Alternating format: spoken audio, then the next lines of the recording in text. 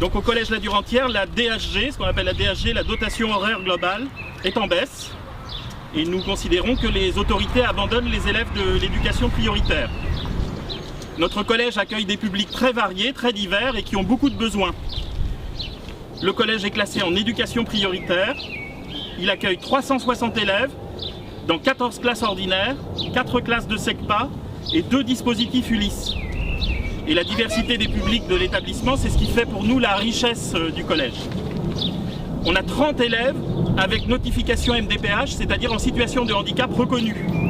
C'est la raison pour laquelle on accueille aussi 12, plutôt travaillent dans l'établissement, 12 AESH et 2 enseignantes Ulysse. Les élèves sont inclus dans la majeure partie des cours, c'est-à-dire que, par opposition ou contrairement à d'autres établissements, la plupart du temps, les élèves en situation de handicap sont dans les classes. On accueille aussi une quinzaine d'élèves allophones, reconnus allophones, plus un nombre assez significatif d'élèves qui, eux, ne sont pas reconnus allophones, mais qui sont aussi en très grande difficulté de maîtrise de la langue française. Enfin, c'est un établissement qui accueille un certain nombre d'élèves qui ont des difficultés scolaires sérieuses. Aux évaluations nationales de 6e, par exemple, un tiers des élèves avaient un niveau en mathématiques insuffisant, un tiers des élèves avaient un niveau fragile, et seulement un tiers avait un niveau satisfaisant ou très satisfaisant. Tous les élèves sont accueillis dans des classes, les classes ordinaires, aux effectifs qui varient entre 19 et 23-24, ce qui est la norme en REP. Nous n'avons aucun aménagement d'effectifs pour tenir compte des besoins des élèves en situation de handicap ou des élèves allophones. On a seulement 6 heures assurées par une enseignante pour accompagner les élèves allophones. C'est une enseignante spécialisée en français langue étrangère. Et dernier élément de contexte, l'établissement accueille un nombre d'élèves et de familles boursières, c'est-à-dire qui ont droit à une bourse scolaire, qui est très élevé, puisque selon les années, ça varie entre les 2 tiers des élèves et les 3 quarts des élèves. Alors le collège a été très durement touché par la crise sanitaire. Alors comme tous les autres, par les confinements, les cas contacts, les cas de Covid, ça c'est quelque chose qui a été connu dans tous les établissements, mais plus particulièrement à la Durantière par le fait qu'un certain nombre d'enseignants vulnérables ont dû être isolés, ce qui fait que les enseignements se sont interrompus pendant 27 semaines d'affilée, en français, en anglais, en mathématiques, pour 8 classes du collège, c'est-à-dire pour une majorité des classes accueillies au collège. Dans le même temps, toujours pendant la crise sanitaire, un poste de technologie n'a pas été pourvu pendant toute la durée de la crise, c'est-à-dire pendant 2 années. Il l'a été seulement à la fin de la période. On a 6 classes qui n'ont pas eu de technologie pendant 2 ans. On a bien essayé, entre nous, les personnels, les enseignants, les assistants d'éducation, d'organiser quelques rattrapages et quelques visios. Mais bien sûr, on n'avait pas les forces, et puis surtout, on s'est épuisé dans cette tâche pour assurer tous les rattrapages auxquels nos élèves auraient eu besoin et auraient eu droit. Au total, les élèves concernés ont perdu en 1 an 30 heures de technologie par classe, 95 heures de français par classe, 75 heures de mathématiques par classe et 72 heures d'anglais par classe. À la rentrée de septembre dernier, on a espéré que les choses s'améliorent, mais ça a été plutôt pire. Alors on avait bien réussi pendant l'été à obtenir un tout petit peu de moyens pour faire du rattrapage, 1 heure de plus en anglais, 1 heure de plus en maths et une demi-heure de plus en français, seulement pour le niveau 3e, puisque toutes les autres classes n'ont pas été considérées comme étant suffisamment dans le besoin par les autorités. Mais les autres niveaux donc étaient très durement touchés également par la réduction des apprentissages et n'ont bénéficié d'aucun rattrapage. À la rentrée de septembre, on a eu aussi la déconvenue de constater que le poste d'assistante sociale n'était pas pourvu. Si bien que 2 collègues assistantes sociales qui travaillent dans d'autres établissements sont venus combler partiellement le poste non pourvu et elles se sont épuisées à tel point que l'une d'entre elles est déjà en arrêt maladie depuis plusieurs mois. Un enseignant vulnérable du collège a également dû s'isoler pendant la 5e vague Covid, si bien que 5 classes de 5e et une classe de 4e ont déjà perdu 15 heures d'anglais chacune, 90 heures d'anglais en tout perdues depuis janvier 2022. Et dans les autres matières, pour l'année en cours, un certain nombre d'absences qui sont intervenues pour des raisons multiples, qu'on connaît tous dans le cadre de la crise sanitaire, représentent en tout 600 heures de cours manquées par les élèves, ce qui signifie à peu près 2 heures, un peu plus de 2 heures par classe et par semaine, Autrement dit, près de 10% de cours en moins. Les conséquences de tout ça sur les apprentissages sont immenses. Les effets sur l'engagement scolaire des élèves sont très lourds. Chacun sent bien que les apprentissages scolaires n'étant plus la priorité de l'institution, l'école perd peu à peu de son sens pour une partie assez significative d'élèves. Certains décrochent, certains partent carrément à la dérive. Le climat scolaire du collège en pâtit très durement.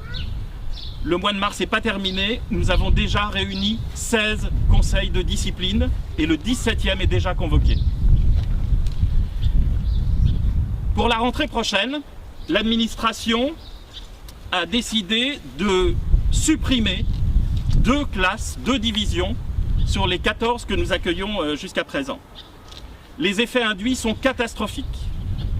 Nous allons avoir des effectifs alourdis sur tous les niveaux. Les seuils de 25 élèves par classe en REP vont être dépassés puisque les autorités ne comptent pas les élèves accueillis en ULIS dans les effectifs prévisionnels des classes. Deuxième effet très dur, les adaptations et le suivi des élèves inclus, des élèves en situation de handicap ou des élèves allophones, va être très largement compromis par la charge ou les effectifs de classe chargés. Troisième élément, la gestion de classe, qui n'est déjà pas facile dans un établissement de l'éducation prioritaire, va mécaniquement se compliquer encore. Élément supplémentaire, la baisse des heures de dédoublement. À chaque fois qu'une classe est ouverte dans un établissement, l'institution donne 3 heures pour faire des dédoublements qui permettent d'alléger un peu les effectifs par classe. Avec la fermeture de 2 classes, ce sont 6 heures de dédoublement que nous perdons.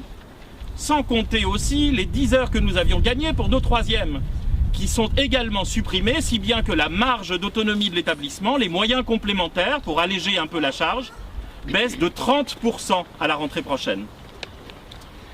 Davantage d'enseignants vont devoir compléter leur service dans d'autres établissements. Autrement dit, très concrètement, nous aurons moins d'humains dans l'établissement, moins d'adultes pour encadrer, accompagner et faire apprendre les élèves.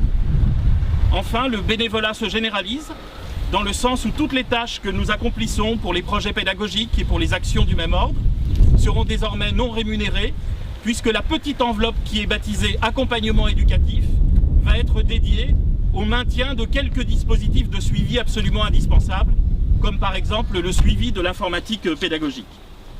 Nos élèves font les frais d'une politique de resserrement des moyens pour l'école. C'est vraiment insupportable pour elles, pour eux, pour leurs familles, pour leurs parents et aussi pour les personnels et pour les enseignants dont la gratification professionnelle majeure est bien sûr la réussite scolaire de tous les élèves. Le collège et ses élèves méritent mieux. Nous demandons un certain nombre de choses et nous allons l'illustrer avec des personnages que nous avons confectionnés pour montrer tout ce qu'il nous faudrait pour fonctionner comme il faut.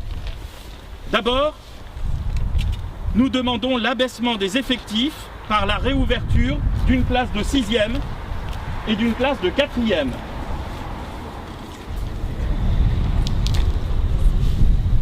Deuxièmement, nous demandons des heures postes pour que tous les enseignants du collège puissent effectuer leur service à temps plein dans l'établissement pour un meilleur suivi des élèves, mais aussi pour permettre la constitution d'équipes qui mènent des projets pédagogiques collectifs.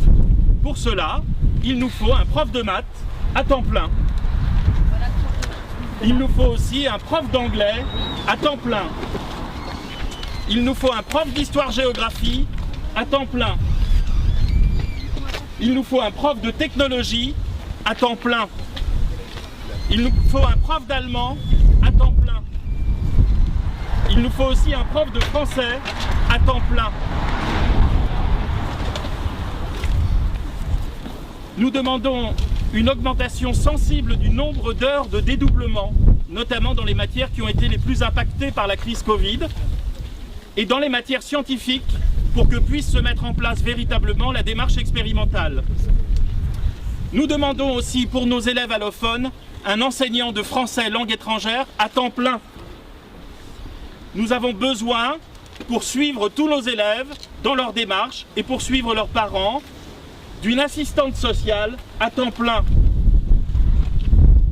Nous demandons également à l'administration centrale et aux autorités de renoncer à cette mascarade qui consiste à gommer les élèves d'ULIS dans les effectifs de classe. Nous demandons que les élèves du lycée soient comptabilisés dans les effectifs prévisionnels pour arriver à une lecture un peu rationnelle et réaliste et non mensongère des effectifs qui attendent les élèves dans les classes.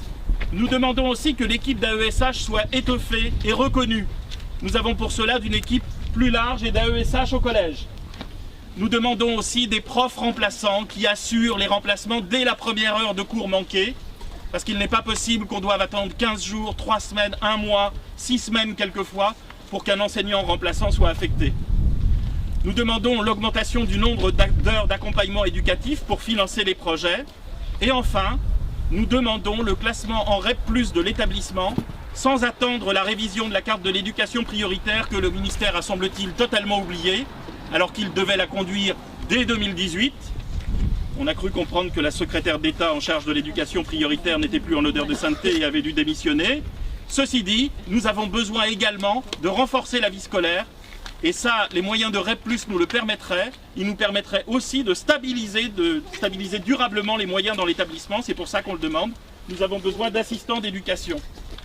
C'est seulement à ce prix que nous pourrons aider nos élèves et renouer avec une dynamique vertueuse d'engagement dans les apprentissages scolaires et que nous pourrons, on l'espère, leur offrir des perspectives de poursuite d'études réussies au lycée et dans le supérieur. Merci.